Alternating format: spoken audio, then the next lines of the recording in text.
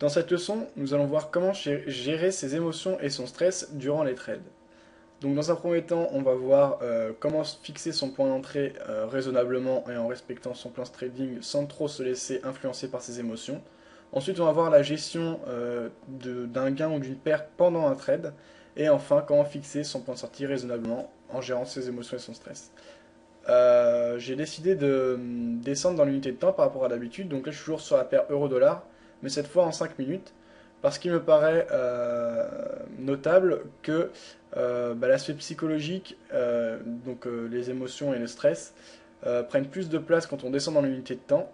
Et également quand on prend des positions importantes et qu'on a un money management assez agressif. Donc exprès pour cela, dans cet exemple, je vais prendre un plan de trading avec un money management assez agressif où on risquera 5% de nos capital sur chaque trade. En temps normal, moi je prends maximum 2% et encore 2% c'est déjà beaucoup. Bien sûr c'est déconseillé, c'est simplement pour illustrer mes propos. Au niveau de la stratégie de trading, je vais faire du suivi de tendance, donc les signaux sur croisement de moyenne mobile en suivant la tendance. Donc on va essayer de dégager un peu la tendance. Je suis en M5, je vous le rappelle. Donc là, j'étais en tendance baissière à court terme en M5. On le voit ici, je trace mon canal baissier, voilà, parfait. On est sorti à la hausse, après pourtant une percée baissière. On est sorti à la hausse de ce canal, et actuellement, on semble se diriger vers une tendance haussière, mais il n'y a vraiment rien de sûr, puisque lors de la dernière tendance haussière, on avait marqué un plus haut qui n'a toujours pas été dépassé. De plus, à plus court terme, si on regarde notre début de tendance haussière, on n'arrive pas à franchir le dernier plus haut, donc c'est vraiment pas une situation claire du tout. Et cette situation d'hésitation nous permet de tracer un triangle que j'ai ici, donc avec les deux trendlines, que je vais colorer en blanc pour que vous vous rendiez mieux compte du triangle que j'ai perçu. Après, c'est toujours subjectif, mais je vais vous montrer ce que moi je vois. Donc voilà, donc là en blanc j'ai mon triangle, c'est une figure de consolidation, donc on attendra de voir, donc c'est ce qui indique l'indécision des investisseurs, on attendra de voir la sortie à la hausse ou à la baisse pour prendre position éventuellement, mais dans le cadre de notre stratégie, on ne pourra pas prendre position puisqu'on n'a pas une tendance marquée, on a dit qu'on prenait position que sur signaux en tendance. Donc on va revenir en arrière pour voir si on aurait pu prendre position plus tôt. Donc voilà, un point important du plan de trading, c'est de savoir aussi ne pas trader, et là c'est une situation indécise. Nous, comme on fait du suivi de tendance sur cette stratégie, on ne peut pas se permettre de trader en range, sinon on ne respecte pas notre plan de trading et ce ne serait pas des trades raisonnables. Donc en revenant en arrière, on a quelque chose d'intéressant ici. Donc on va tracer notre trendline, ici en blanc. On voit qu'on était en tendance haussière, qu'on a eu un signal d'achat donc dans le sens de notre tendance, donc ça a été un signal valable ici. Donc on va s'approcher pour voir un peu plus près notre prise de position. Donc là, pour prendre une position raisonnablement, on attend que la bougie soit fermée. Donc c'est ce qui s'est observé voilà, lors de cette bougie. Donc on prend position au début de la bougie suivante.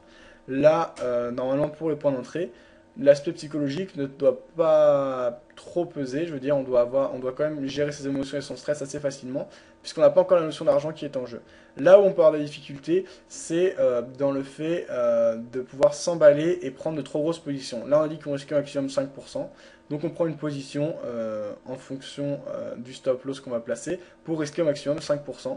Il faut vraiment rester dans son plan de trading et ne pas être trop gourmand, même si le signal paraît vraiment bon. Donc on prend position, ça augmente, ça baisse. Donc là arrive la deuxième phase du trade, là où on opère les premiers gains et ou les premières pertes. Et donc soit ça part bien et des fois on est content, on se dit bon c'est bien, je vais pas risquer plus, ça me fait une bonne journée, je coupe. Et donc finalement on coupe avec peu de gains et après on se rend compte qu'on aurait pu gagner plus. Ou soit on a une perte qui s'observe et là on se dit non, ça me fait peur, j'arrête tout de suite. Bon, on a pris position, on a un stop loss, on risque au maximum 5%, on le sait à l'avance. On se dit qu'on va sortir sur croisement inverse, donc on respecte notre stratégie, il n'y a pas de raison de paniquer ni de sortir. Donc on laisse courir, au début on a un gain qui se dessine, hop, au final retournement, et on enregistre une perte. Donc il faut savoir prendre cette perte et ne pas se dire Non, non, j'avais vu un signal d'achat, on a tendance haussière, c'est sûr que ça va remonter, je vais rester sur le marché, voire même je vais renforcer pour rattraper cette perte parce que c'est pas possible. Non, ça c'est vraiment pas le comportement à avoir. Une fois que notre stratégie a défini qu'on devait sortir sur ce croisement, on sort sur ce croisement sans se poser de questions. On n'a pas atteint notre stop loss, donc on a pris moins que 5% de perte. Il faut se contenter de cette perte et dire qu'on pourra faire mieux au coup prochain. Donc dès qu'on a le signal inverse, on ne peut pas prendre position. Pourquoi? Parce qu'on est en tendance haussière, on a dit qu'on ne prenait position que dans la tendance. Alors là c'est regrettable, parce qu'on a un beau mouvement baissier, et on n'a pas du tout pu en profiter, étant donné qu'on était dans la tendance haussière. Bon, on regrette, on attend, et on commence à douter, puisqu'on a enregistré une perte, ensuite... donc on remet en cause la stratégie.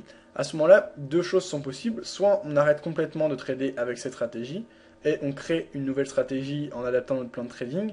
Soit on persiste, mais on ne va pas faire n'importe quoi, adapter la stratégie à notre mental, à ce qu'on se... en fait, on n'adapte pas la stratégie à nos résultats, hein. C'est nous qui devons nous adapter puisque c'est le marché qui a toujours raison. Donc il faut accepter cette perte et continuer à appliquer nos stratégies ou non, mais faire un choix définitif sans vouloir avoir raison à tout prix. Voilà. Sinon, c'est qu'on se laisse déborder par ses émotions, c'est qu'on n'accepte pas la défaite et à ce moment-là, à long terme, c'est toujours une catastrophe. C'est souvent le compte qui est vidé au final.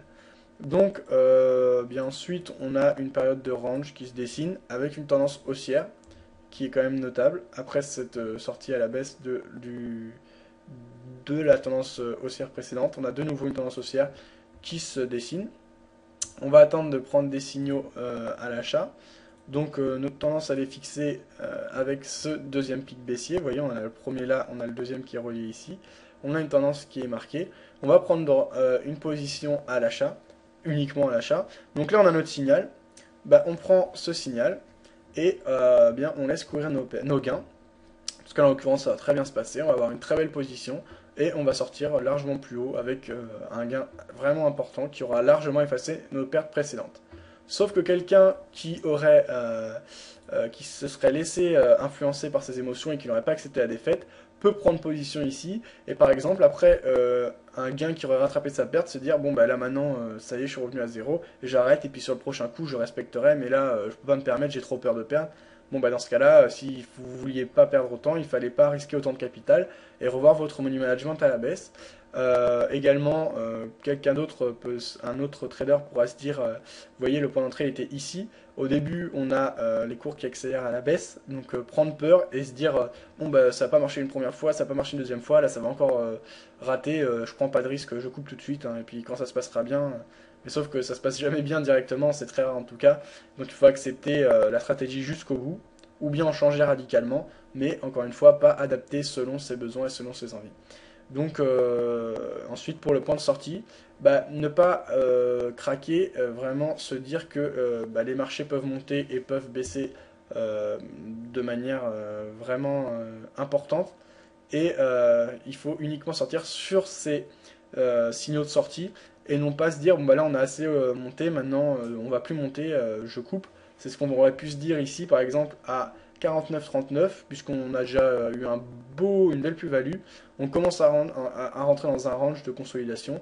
On se dit là je vais pas risquer, hop je sors et puis finalement derrière on a une autre accélération haussière. On profite pas de l'intégralité du mouvement. Or c'est vraiment le but premier d'une tendance d'une stratégie de suivi de tendance.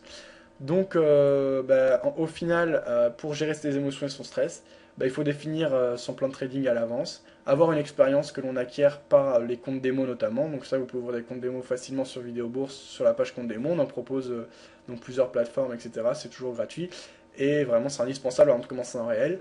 Et pour gérer et maîtriser son rapport à l'argent, aux gains et aux pertes, je vous conseille de commencer à trader avec vraiment des petits comptes pour vous faire une expérience. Petit à petit, monter et avoir de plus grosses sommes sur ces comptes, mais vous faire une expérience avec de l'argent réel sans prendre vraiment de risques. Puisque le démo c'est une chose, mais l'argent réel, on voit que au niveau psychologique c'est autre chose. Donc vraiment respecter sa stratégie, avoir confiance en sa stratégie, avoir un plan de money management précis pour savoir ce qu'on risque sur chaque trade et accepter la défaite. Voilà en gros les conseils qu'on peut dire pour gérer ses émotions et son stress durant les trades. Si vous avez des questions, des critiques ou quoi que ce soit, n'hésitez pas à poster vos questions ou vos remarques sur le forum ou sur le chat.